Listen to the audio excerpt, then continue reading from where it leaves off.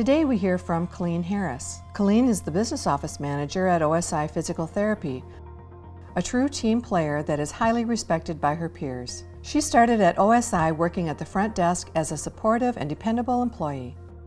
Over time, Colleen grew into a creative and confident self-starter, spreading a positive influence over OSI Physical Therapy as their business manager. Hello, my name is Colleen Harris. I am the Business Office Manager and Information Systems Manager with OSI Physical Therapy. Today I'd like to share with you my followership story, my journey from a doer into a self-starter in the followership model. When I first started with OSI Physical Therapy, I started out at the front desk. I was that employee that came in every day, did what I was told, was a great team player, and never complained. I was a doer at the front desk. As time went on and a couple years passed, I was given the opportunity to move into an administrative assistant position within OSI because of my consistent work ethic at the front desk. I was very excited to take on this new position with new responsibilities, a new team to work with, and a new direct report to work with also. As I began my administrative assistant role, I continued to be the doer. I continued to do what I was told, continued to be productive, but not bring much to the table, not to be a proactive thinker, a self-starter. Over time, an online performance review project came up that my direct report approached me to see if I would like to spearhead and manage for our company. I was extremely excited that I was given the opportunity by my direct report, but at the same time, I was also fearful to step out of my box, to step out of my comfort zone in an area that I wasn't sure of, to step out of my doer box. One area that stands out to me in particularly when working on this online performance review project was the very initial meeting I had with the developer of the system. I met with him by myself, no direct report with me, and I had to meet with him to make all the decisions on the look, the feel, the layout of the whole system. I was nervous meeting with him knowing that I had to make these decisions and the company was relying on me to make these decisions and the correct ones. But as I sat there in that meeting, I began to feel empowered knowing that I was making these decisions and that I could do this.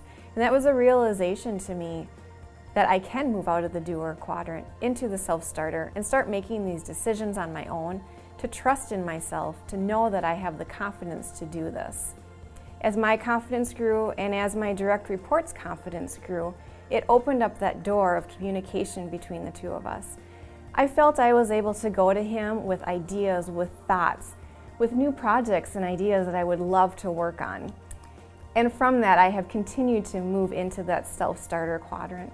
I've been given more roles, more responsibilities, and my job position with OSI has evolved completely over the years into the position that I now have with OSI. In sharing my followership story with you, I think there's two things that I'd really like you to take out of the story. Is one, if you're a leader, if you manage a team, if you're a direct report, go to your team and give them the opportunity to give you ideas. Give them an opportunity to take on tasks, to take on projects. I truly believe that giving your team an opportunity to do new things and to try new things is what makes a great leader. And ultimately, this leads to an amazing high-performance team. And also, if you are not necessarily a leader in your company, if you don't have a team that you manage, you can still start the progress working from a doer into that self-starter quadrant. Go to your manager, go to your direct report. Let them know that you're interested in trying new tasks, new ideas. Ask for projects to do. Don't be afraid to talk to them. They want to know that you're interested, and that opens that door of communication. Sometimes it just takes that first step from moving from a doer into that self-starter quadrant. I encourage all of you to take a look at yourself, take a look at your team, see where you are in that quadrant and where you'd like to be and what steps you need to take and what steps your team needs to take to move into that self-starter quadrant and create a high-performance team throughout your company. Take it to heart to know that it really works in real life. I am an example of it working. I've seen it work in my job. I've seen it work in the lives of other people around me. It's not just words or a pretty graph on a piece of paper. It really works in real life. It can work for you and it works for your team. I was that employee that came in every day, did what I was told, was a great team player, and never complained. I was a doer at the front desk. As my confidence grew and as my direct report's confidence grew, I felt I was able to go to him with new projects and ideas that I would love to work on. Don't be afraid to step out of your comfort zone.